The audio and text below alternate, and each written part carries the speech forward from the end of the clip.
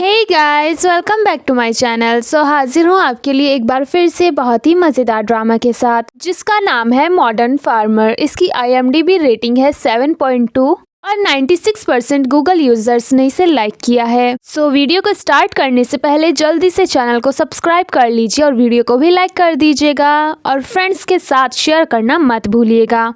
चलिए वीडियो को स्टार्ट करते हैं। शो की शुरुआत हान चॉल, ह्योक और की जोंग के दिखाए जाने से होती है, जो कि हमारे मेन लीड मिनकी को एक ट्रॉली में डालकर ले जा रहे थे। और यहाँ पे हमें पता चलता है कि इन लोगों का एक कॉन्सर्ट था जिसमें जाने के लिए ये लेट हो गए, बिकॉज ये लोग रात भर पार्टी शार्टी करने में बिजी थे। ये लोग रोड पर इतने गंदे तरीके से भागते हैं कि किसी को टक्कर मारते हैं तो किसी को गिरा देते हैं, और फिर तभी कुछ ऐसा होता है।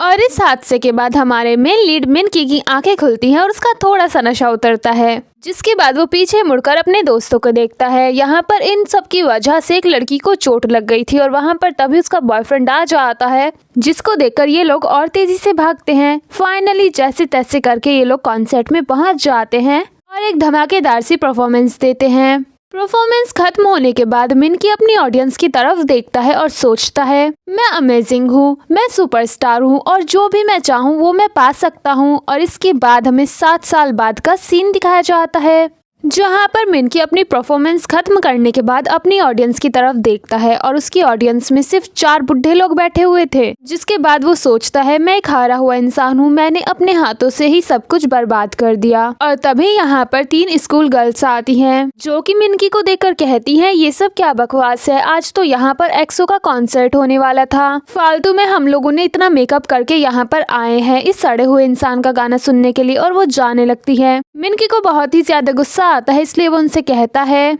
हे स्कूल यूनिफॉर्म 1 2 3, तुम लोग खुद को समझती क्या हो? तुमको ये स्कूल यूनिफॉर्म पहनकर बकवास करते हुए शर्म नहीं आती क्या? और मैं वो महान इंसान हूँ जिसने एक्सो की शुरुआत की थी और तुम्हारे प्यारे ओप्पा ने हमारे ग्रुप का नाम चोरी कर लिया।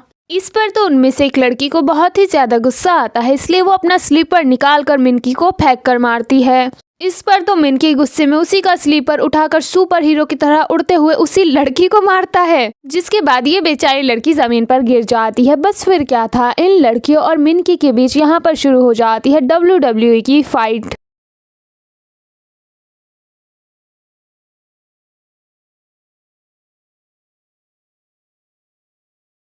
अगले सीन में हम मिनकी को कार में देखते हैं, जहाँ पर उसको उन लड़कियों के ऊपर बहुत ही ज्यादा गुस्सा आ रहा था और वो चिल्ला चिल्ला कर अपने गुस्से को कंट्रोल कर रहा था। उसके बाद वो अपने पास रखी हुई मिर्चियों को देखता है और कहता है, कितने बदतमीज लोग हैं, मुझे पैसे देने के बजाय मुझे ये मिर्ची थमा दी। इन लोगों को म्यूजिक की कोई कदर ही नहीं है। और बाय मिस्टेक उससे वो मिर्चियाँ नीचे गिर जाती है। वो उनको उठाने लगता है, तभी उसका एक्सीडेंट होने वाला था। वो कार को साइड कर देता है और अपनी कार को जाकर गोबर में ठोक देता है। इसके बाद हम मिनकी की आंखों में आंसू देखते हैं और वो अपने दोस्तों की फोटो को देखते हुए कहता है, ये जिंदगी सच में बहुत ही ज्यादा बुरी है। इसके बाद हम ग्रुप के सेकंड मेंबर हानचुल को देखते हैं, जो कि अपने ऑफिस में काम कर रहा था। हानचुल को देखकर लग रहा था कि उसकी तबीयत ठीक नहीं है। वो मेडिसिन लेने वाला था कि तभी उसको अपने बॉस की आवाज आती है। उसका बॉस इतना ज्यादा खड़ूस है कि ये बेचारा डर कर अपनी मेडिसिन को कॉफी में ही थूक देता है। हानचुल का बॉस चिल्लाते हुए आता है, मेरी कॉफी कहाँ पर है, और उसी कॉफी को उठाकर पी जाता है। और हानचुल बस घबराते हुए उनके फेस को देख रहा था। उसका बॉस उस गोली को भी चबा जाता है और कहता है, पाउडर शायद ठीक से घुला नहीं है। पर तो हानचुल बॉस लाइक, हाँ बिल्कुल आपने सही कहा, ठीक से घुला नहीं है। हानचुल का बॉस कहता है, आज रात हमारे एक कस्टमर का तुम्हें एंटरटेनमेंट करना होगा, बिकॉज अगर वो खुश हो गए तो हमारा बहुत ही ज्यादा फायदा होगा। इस पर हानचुल कहता है, माफ करिएगा मैं ये नहीं कर सकता।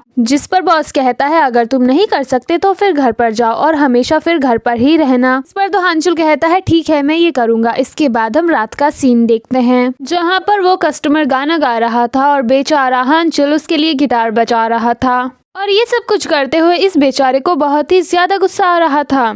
इसके बाद हम तीसरे मेंबर की जोंग को देखते हैं, जो कि एक कोचिंग क्लास में बैठा हुआ था और टीचर के लेक्चर सुनकर बहुत ही ज्यादा बोर हो रहा था, बिकॉज उसके पेरेंट्स चाहते हैं कि अब वो पढ़ाई लिखाई करके सिविल सर्विस करे। तभी इनके मॉक टेस्ट के रिजल्ट आ जाते हैं और बेचारे की जॉन को 34 ही मिला था। अगले सीन में हम इन तीनों दोस्तों को एक साथ देखते हैं, जो कि बहुत ही ज्यादा परेशान थे और एक दूसरे के सामने अपना दुखड़ा रो रहे थे। की जोंग इन दोनों से कहता है, अगर इस बार मैं एग्जाम में फेल हो गया तो मेरे डैड मुझे रेस्टोरेंट में बिठा देंगे। जिस पर मिनकी कहता है, कम से कम तुम्हारे पास रेस्टोरेंट तो है, मेरे पास तो वो भी नहीं है। इस पर हानचुल इन दोनों को बताता है, आजकल मेरी तबीयत ठीक नहीं रहती, मैं हॉस्पिटल गया था तो मैंने वहाँ पर हियोक को देखा एंड उसने डॉक्टर कोट पहना हुआ था। ये सुनकर तो ये दोनों बंदे ही शॉक हो जाते हैं। हियोक का नाम सुनते ही तो मिनकी को बहुत ही ज्यादा गुस्सा आता है और वो कहता है, उसका नाम मत लो, अगर आज हम यहाँ तक पहुँचे हैं तो सिर्फ और सिर्फ उसी की वजह से।